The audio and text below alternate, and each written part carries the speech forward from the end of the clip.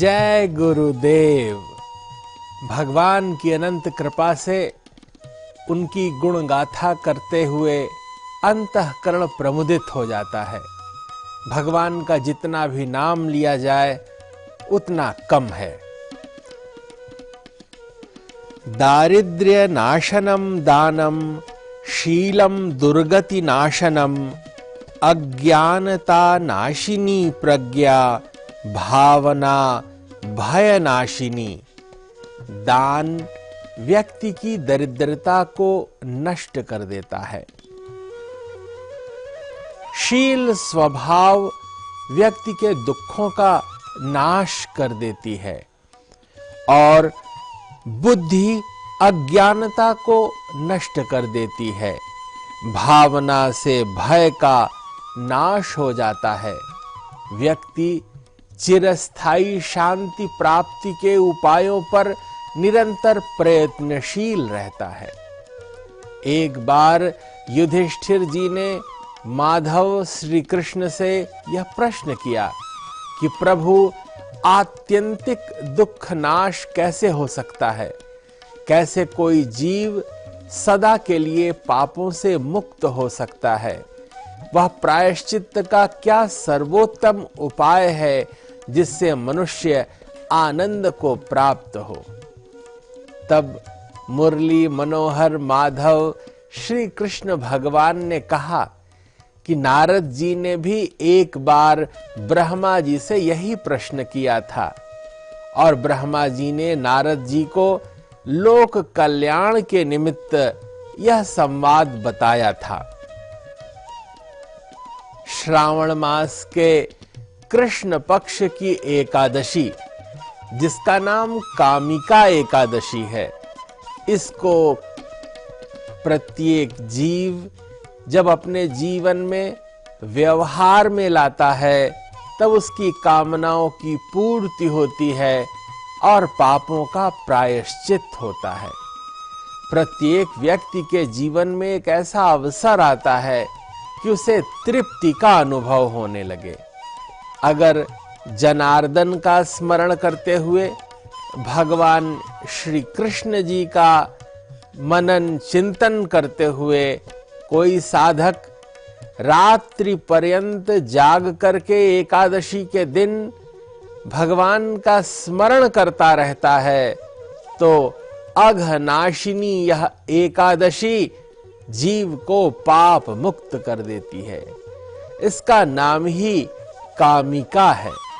प्रत्येक कामनाओं की पूर्ति करके मुक्त कर देने वाली, परमात्मा की अनंत कृपा की वर्षा करा देने वाली यह कामिका एकादशी है। कामिका एकादशी का व्रत करने वाले साधक को गंगा, काशी, नैमिषारण्य और पुष्कर इत्यादि क्षेत्रों में स्नान का जो फल है वह सहज ही प्राप्त हो जाता है। सिंह राशि के बृहस्पति होने पर तथा व्यतिपात तथा दंड योग में गोदावरी स्नान से जिस फल की प्राप्ति होती है वह फल भगवान श्री कृष्ण के पूजन से सहज ही प्राप्त हो जाता है। जो समुद्र और वन सहित समूची पृथ्वी दान करने का फल है वह कामिका व्रत करने मात्र से जीव को प्राप्त हो जाता है। यह परम ऐश्वर्य प्रदायिनी, सुख संपत्ति वर्धिनी, आनंद वृद्धिकारिणी, उत्फुल्लता प्रदायिनी, सकल कलिमल विध्वंसिनी एकादशी, यह कामिका एकादशी सभी एकादशियों में सिरमौर है। जो भी साधक ब्याई हुई गाय को आभूषणों तथा अन्य सामग्रियों सहित दान करता है, जो उसका अनंत पुण्य है, वह पुण्य फल केवल कामिका एकादशी करने मात्र से जीव को प्राप्त हो जाता है। श्री हरि का पूजन करना चाहिए। इनके पूजन से समस्त व्रत सफलता को प्राप्त होते हैं, कामनाएं पूरी हो जाती हैं। लाल मणि, मोती, वैदूर्य मणि और मूंगे आदि से पूजित होकर भी भगवान ऐसे संतुष्ट नहीं होते जितना कामिका एकादशी के दिन भगवान को तुलसी दल अर्पित कर देने से वे प्रसन्न हो जाते हैं। तुलसी की मंजीरी से, केशव का पूजन करने मात्र से जन्म भर के पाप तत्क्षण ही नष्ट हो जाते हैं। जो पाप समुदाय हैं उनकी कोई सत्ता शेष नहीं बचती। तुलसी जी जो अत्यंत पवित्र हैं, उनका स्पर्श करने मात्र से शरीर पवित्र हो जाता है। प्रणाम करने पर रोगों का शमन हो जाता है और जल से सींचने पर यमराज को भी भय पहुंचा देने वाली वो वृंदा, वो तुलसी माँ प्रसन्न हो जाती हैं। कोई अगर तुलसी आरोपित करता है, तुलसी का पौधा लगाता है, तुलसी मैया का बीजारोपण करता है, तो वो उसे साक्षात नारायण के समीप ले जाती हैं और मोक्ष रूपी फल प्रदान करती हैं। ऐसी तुलसी मैया को हम बारंबार प्रणाम करते हैं। या दृष्टा निखिलाघ संघ शमनी स्पृष्टा वपुष्पावनी रोगाणामभिवंदिता निरसनी सिक्तांतकत्रासिनी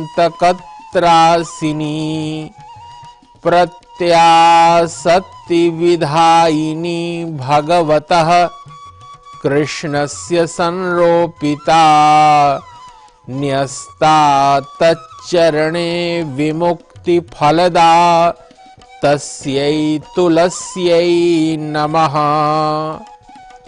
माँ भगवती तुलसी समस्त कामनाओं की पूर्ति कर देती हैं। श्रावण मास के कृष्ण पक्ष की इस कामिका एकादशी के दिन अगर कोई साधक अपने घर के द्वार पर तुलसी जी के निकट घी अथवा तेल का दीपक जलाकर रात्रि जागरण करता है, आनंद और उत्सव के साथ भगवान नाम का जप करता है, अपने मन को शुद्ध अंतःकरण के साथ भगवदार्पित कर देता है, तो उसके जीवन में सदैव प्रकाश रहता है।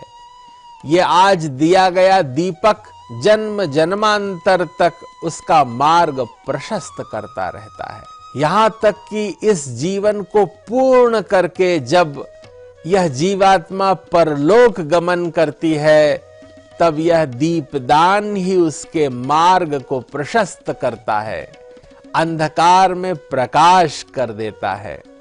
अस्तु इस एकादशी के पवित्र पावन दिवस पे अपने मन को शुद्ध करते हुए, संयम पूर्वक रहते हुए माँ भगवती तुलसी की अर्चना वंदना, उनको जल देते हुए परिक्रमा करने के साथ ही माधव मुरली मनोहर श्री कृष्ण का चिंतन करना चाहिए, दीपदान करना चाहिए।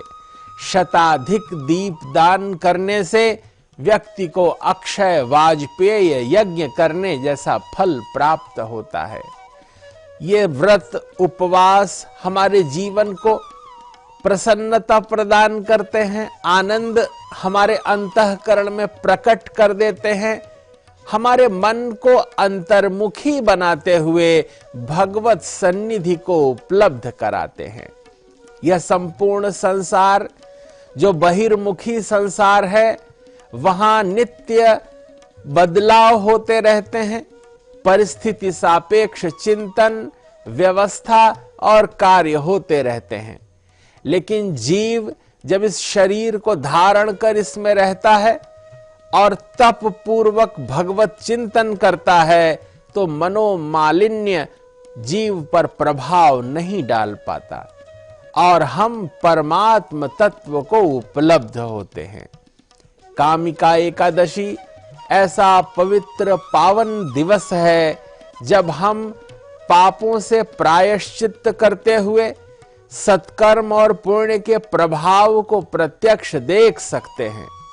किसी के भी प्रति कटुता का व्यवहार न करें, निषिद्ध वस्तुओं का सेवन न करें, प्रतिकूल पदार्थों का दर्शन न करें।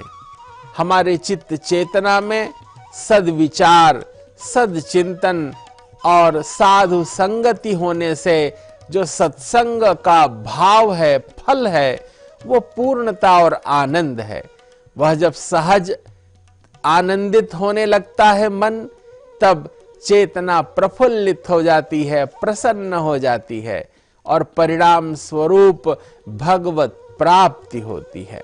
इस प्रकार श्रावण मास के कृष्ण पक्ष की यह कामिका एकादशी प्रत्येक व्यक्ति के जीवन में आनंद और उत्फुल्लता का विस्तार करती है।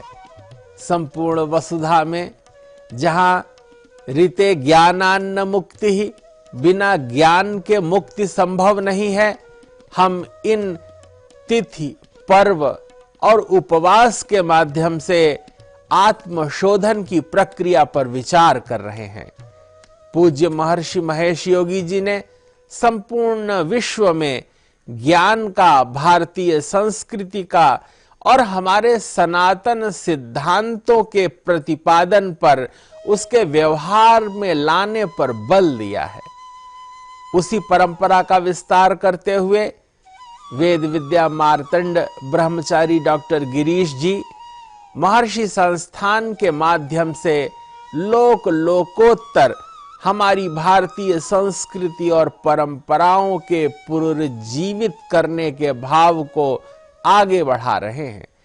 प्रत्येक मानव अगर संस्कृति के अनुपालन में हमारे व्रतोपवास परंपराओं का चिंतन करते हुए उसको वैज्ञानिक ढंग से समझेगा तो उसका शरीर निरोग रहेगा, मन शांत रहेगा, चित्त अनुकूल रहेगा और इसके अंदर जीवात्मा पुण्य प्राप्त करते हुए परम गति को प्राप्त होगी। नारायण श्रीहरि की कृपा प्रत्येक को उपलब्ध हो, सभी का जीवन शुभप्रद हो। आप सबके लिए अनंत मंगल कामनाओं सहित जय गुरुदेव, जय महर्षि।